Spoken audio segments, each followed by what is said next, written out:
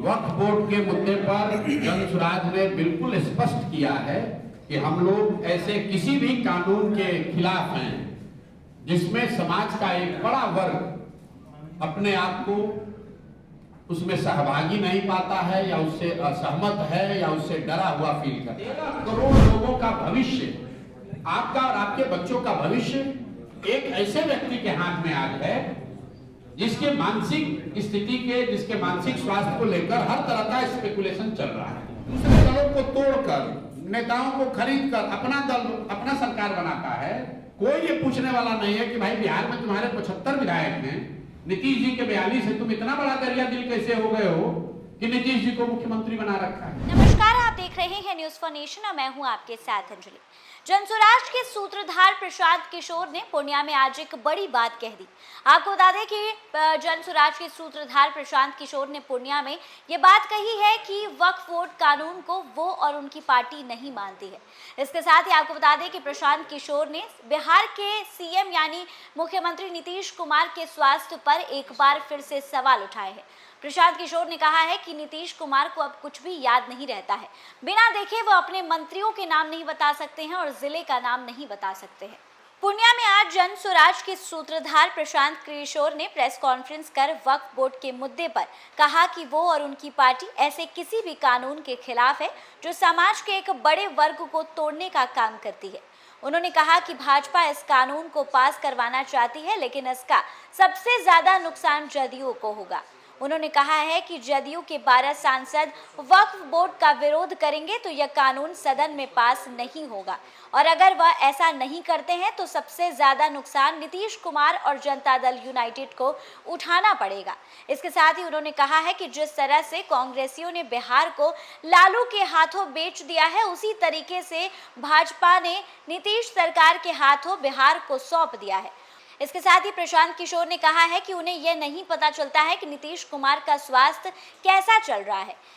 और आपको सुनाते हैं कि वक्फ बोर्ड के मुद्दे पर जनसुराज के सूत्रधार प्रशांत किशोर क्या कुछ कहे। वक्फ बोर्ड के मुद्दे पर जनसुराज ने बिल्कुल स्पष्ट किया है कि हम लोग ऐसे किसी भी कानून के खिलाफ हैं जिसमें समाज का एक बड़ा वर्ग अपने आप को उसमें सहभागी नहीं पाता है या उससे असहमत है या उससे डरा हुआ फील करता है। बात इसकी नहीं है कि वक्फ बोर्ड का कानून सही है या गलत। गलत है कुछ लोगों की नजर में, कुछ लोगों की नजर में सही भी हो सकता है, हम लोग की नजर में गलत है। लेकिन सबसे बड़ी बात है कि आप उसको बना कैसे रहे। जिस 20% आबादी को आपके हमारे फोरफादर्स ने, इस देश के फाउंडिंग फादर्स ने जिनको ये आश्वस्त किया कि तुम भारत में रहो, भारत एक सेकुलर देश बना रहेगा, भारत तुम्हारा भी उतना ही होगा जितना दूसरों का होगा, जिनके भरोसे पर ये लोग यहाँ रहे, जिस संविधान ने उनको प्रोटेक्शन दिया, अगर उस संविधान के किसी प्रावधान में आप आमूलचूल परिवर्तन ला रहे हैं, ला सकते हैं, लेकिन उसके लिए जरूरी है कि समाज के जिन वर्गों को ये कानून प्रभावित करेगा उनको कम से कम विश्वास में तो लीजिए। अगर हमारे पिताजी ने या हमारे दादाजी ने कोई कमिटमेंट समाज के लिए किया है तो क्या मेरी ये जिम्मेवारी नहीं है कि मैं अपने बाप दादा के किए हुए कमिटमेंट पर ईमानदारी से खड़ा रहूं? तो ये तो कहीं ना कहीं सिर्फ मुसलमानों की बात नहीं है। इस देश में जो हिंदू रहते हैं, जो इस देश के संविधान में यकीन रखते हैं, जो ये समझते हैं कि गांधी जी ने अगर कुछ कहा है तो उस पर हमें कायम रहना चाहिए, ये सबका मुद्दा है। इसलिए वक्फ बोर्ड के हम लोग खिलाफ हैं।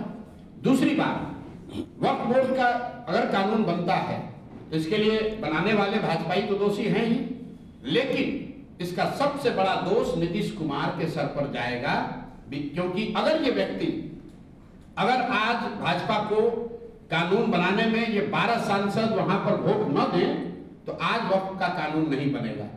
तो मैं आपके माध्यम से कम यहाँ के मुस्लिम साथियों से, उन नेताओं से जो आज भी जदयू से जुड़े हुए हैं, मैं ये नहीं कह रहा हूं कि आप दल छोड़ दीजिए, लेकिन कम से कम उनसे मैं आग्रह करूंगा कि आप लिखकर नीतीश कुमार को एक चिट्ठी तो भेजिए कि अगर वक्त पर आपने भाजपा के साथ मिलकर वोट दिया तो हम लोग आपके विरोध में हैं या हम आपका दल छोड़ेंगे।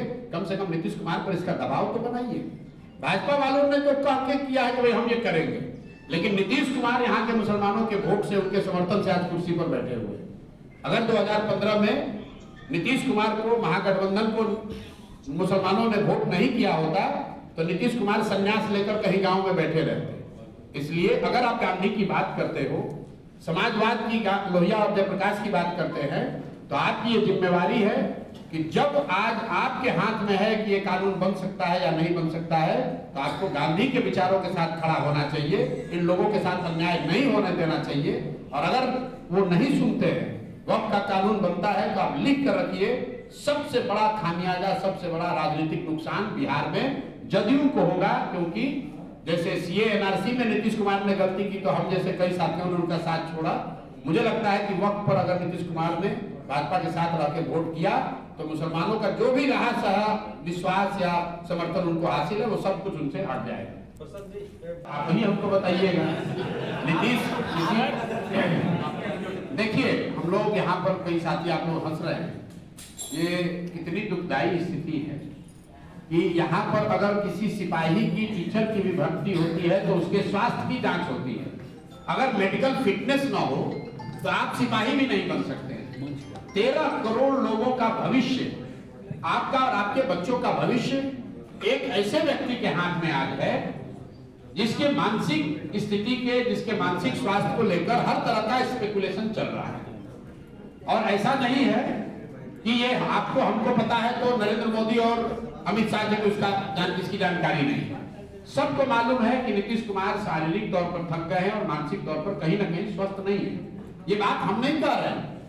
सबसे पहले नीतीश कुमार जी के मानसिक स्वास्थ्य पर टिप्पणी उन्हीं के मित्र भाजपा के बड़े नेता सुशील मोदी ने किया। आप जाकर वीडियो देख लीजिए। नवंबर 2023 में विधानसभा के सामने सुशील मोदी ने कहा कि नीतीश कुमार को मानसिक रोग हो गया है, गंभीर मानसिक बीमारी हो गई है। उसके बाद से तमाम नेता ये बात कहते रहे। हम लोगों ने जनसुराज में कभी किसी के व्यक्तिगत स्वास्थ्य पर उस पर टिप्पणी नहीं की है। मैंने टिप्पणी पहली बार जनवरी में किया, जब बीपीएससी अभ्यर्थियों के आंदोलन में सरकार से बातचीत के दौरान हम लोगों को यह एहसास हुआ कि नीतीश कुमार को ज्यादातर बातें या तो समझ में नहीं आ रही है, उनको याद भी नहीं रह रहा। तो हम लोगों ने ये डिमांड करी है कि भाई ये रोज की चर्चा बंद हो। इसके लिए जरूरी है कि नीतीश कुमार स्वयं से एक मेडिकल फिटनेस का रिपोर्ट जारी कर दे। वो न करे तो कम से कम पत्रकारों के सामने आकर, कुछ नहीं तो अपने राज्य के जिला का नाम बता दे, मंत्री परिषद में साथियों का नाम बता दे। जहां तक हम लोग जानते हैं, नीतीश कुमार अपने मंत्री परिषद के साथियों का नाम बताने की स्थिति में आज नहीं है।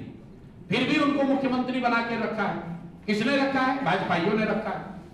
जो भाजपा दूसरे राज्यों में दूसरे दलों को तोड़कर, नेताओं को खरीदकर अपना दल, अपना सरकार बनाता है, कोई ये पूछने वाला नहीं है कि भाई बिहार में तुम्हारे 75 विधायक हैं, नीतीश जी के 42 है, तुम इतना बड़ा दरिया दिल कैसे हो गए हो कि नीतीश जी को मुख्यमंत्री बना रखा है। तो मेरे भाई, ये बिहार की के तकदीर में ये हमेशा गलती रही है। जैसे पहले कांग्रेसियों ने हम लोग को लालू के हाथ में बेचा, उसी तरह भाजपाइयों ने बिहार के लोगों के भविष्य को नीतीश के हाथ में बेच दिया है। इसीलिए मैं हमेशा कहता हूं कि बिहार के बर्बादी के लिए जिम्मेवार लालू, नीतीश हैं, लेकिन इसके असली गुनाहगार कांग्रेसी और भाजपाई हैं। क्योंकि चाहे जितनी भी बिहार की जनता बेवकूफ हो, जितना भी जातियों में बटा रहे, आपको एक आंकड़ा दे देता हूं। लालू जी अपने जीवन में बिहार में एक ही बार जीते हैं, 1995 में। उसके बाद लालू जी जितनी बार सत्ता में आए, वो कांग्रेस जैसे दलों के सहयोग से आए। नीतीश कुमार अपने लंबे जीवन काल में सिर्फ एक बार 117 तक पहुंच पाए, 2010 में। उसके बाद जितने बार मुख्यमंत्री रहे, वो भाजपा के सहयोग से रहे। तो असली गुनाहगार कहीं ना कहीं भाजपा और कांग्रेस है, जो चंद सांसदों के समर्थन के लालच में बिहार की चिंता नहीं करते हैं। दिल्ली में बैठ के सोनिया गांधी को अगर 15-20 सांसदों का समर्थन लालू जी देते रहे, तो बिहार में जंगल राज उनको नहीं दिखेगा। उसी तरीके से आज 12-15 सांसदों का सहयोग मोदी जी को मिल रहा है, तो उनको बिहार के लोगों की त्रासदी, बिहार के बच्चों की अशिक्षा, पलायन उनको नहीं दिखेगा।